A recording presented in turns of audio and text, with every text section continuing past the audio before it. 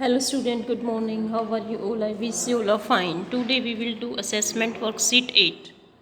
Subject English class 9 और assessment worksheet student आपको 1 नवंबर 2021 को करनी है स्टूडेंट।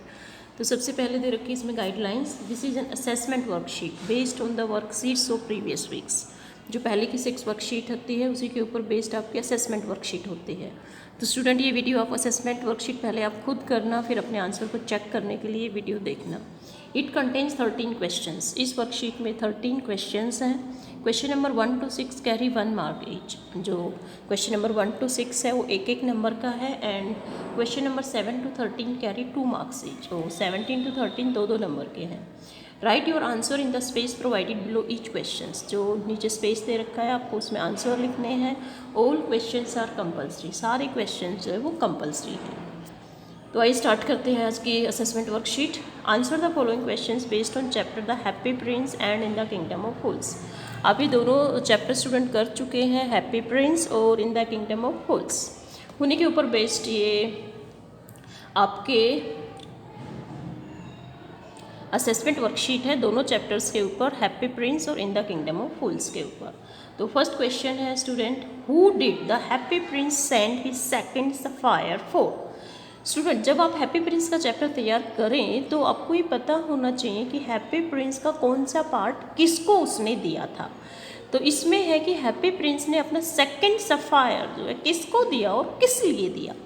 तो आपको पता है कि सफ़ायर किस किस को दिया था, एक मैच गर्ल को दिया था और एक राइटर को दिया था। मैच गर्ल को क्यों दिया था? क्योंकि उसकी मैच बॉक्स गटर में गिर गई थी तो उसके फादर को जो है क्या होता, उसकी पिटाई करता कि कैसे पैसे लेकर नहीं आए घर में।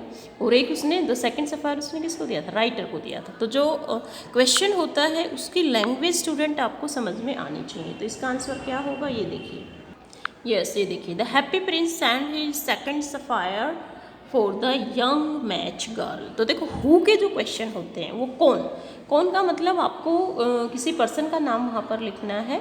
तो इसमें किसको दिया था उसने सेकंड सफ़ायर? हैप्पी प्रिंस को। अभी एक ही नंबर का क्वेश्चन है तो इसमें क्या आएगा ना, यंग मैच गर्ल। और पहले वाला सफ़ायर किसको दिया था? राइटर को दिया था कि उसको प्ले राइट करना था, लेकिन ज़्यादा सर्दी की वजह से वो नहीं लिख रहा था।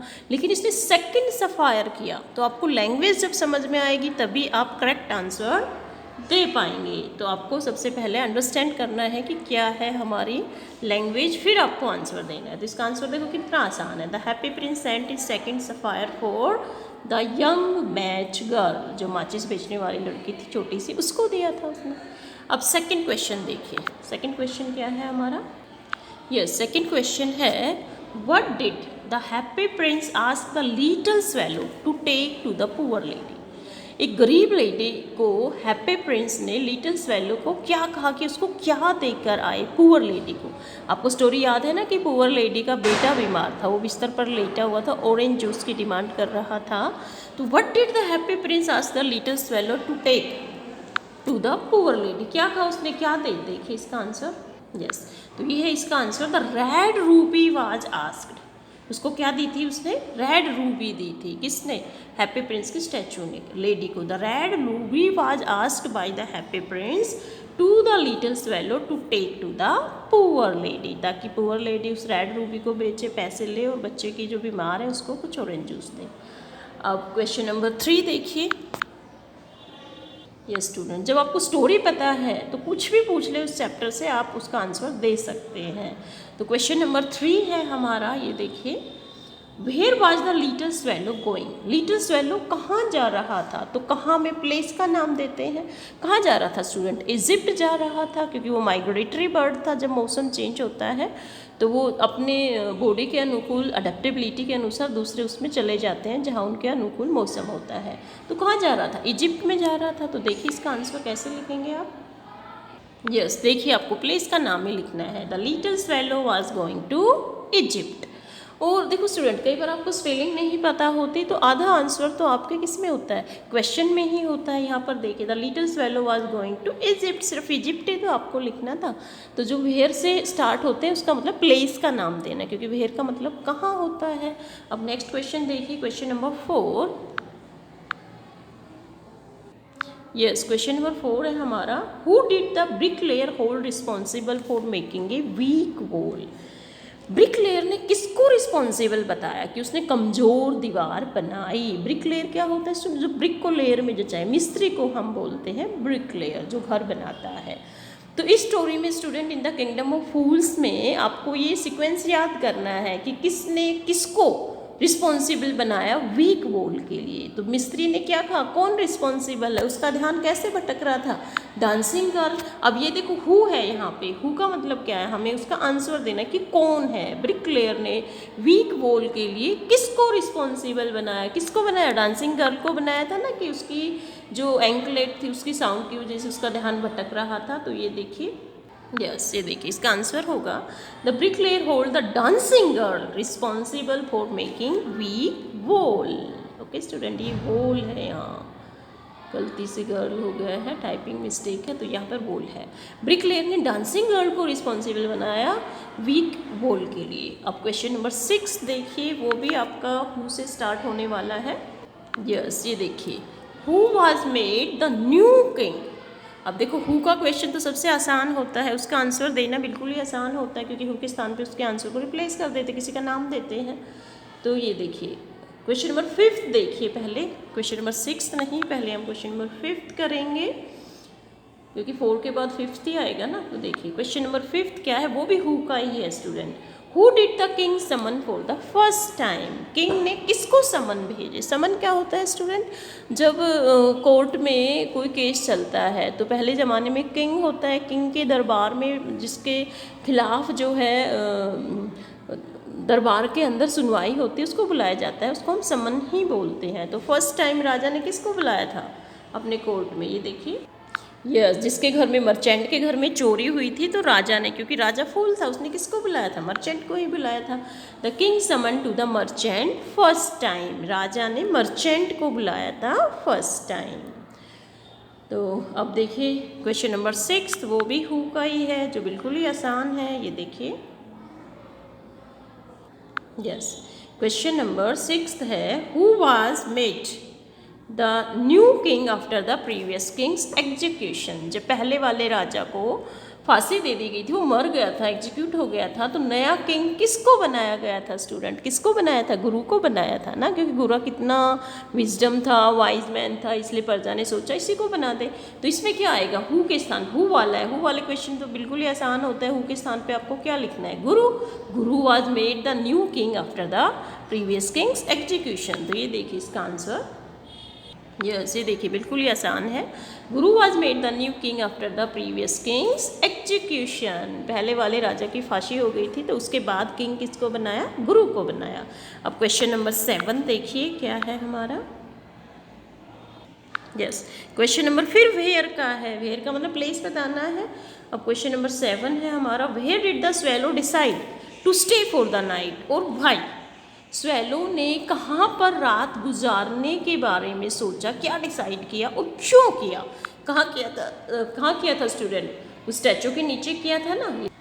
यस ये देखिए, the swallow decided to stay near the statue of the prince. उस जो प्रिंस की स्टैचू थी उसके नीचे उसने डिसाइड किया था रात गुजारने का। क्यों, because it was located on a tall column, क्योंकि एक हाई कॉलम के ऊपर थी वो स्टैचू।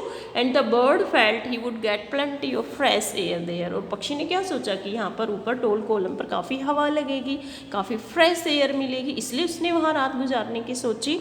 अब नेक्स्ट क्वेश्चन है क्वेश्चन नंबर 8 देखिए हमारा।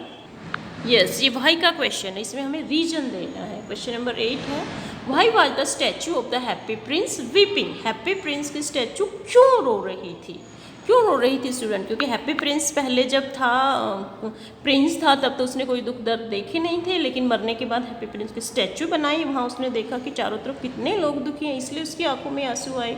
तो देखिए इसका आंसर यस ये है इसका answer. The statue of the happy prince was weeping because when he had been alive, क्योंकि जब वो जिंदा था he had not known any sorrow, उसे किसी दुख का पता ही नहीं था।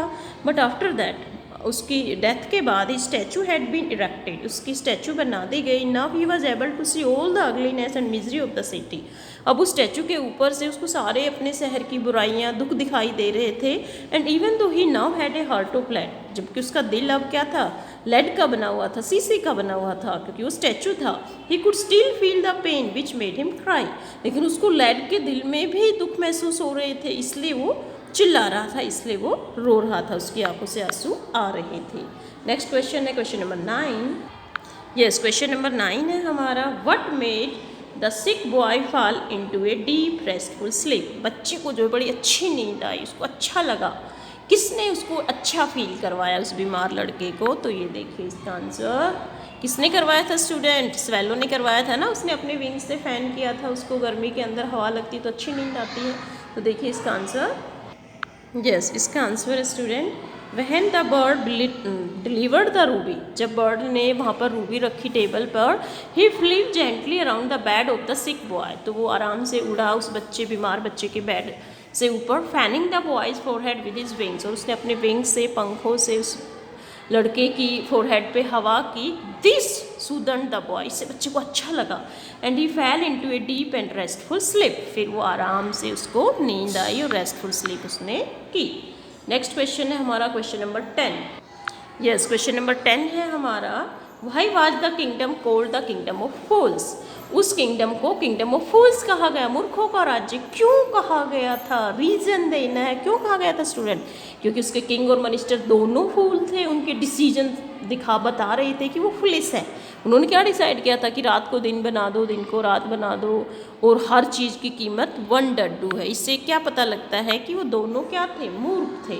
तो देखिए इसका answer, yes, it was cold so, इसलिए कहा गया मूर्खों का kingdom, because the king and the king, yes ये भी स्पेलिंग मिस्टेक है, the king and the minister were idiot. क्योंकि उस राज्य के राजा और मिनिस्टर दोनों इडियट्स थे, मूर्ख थे।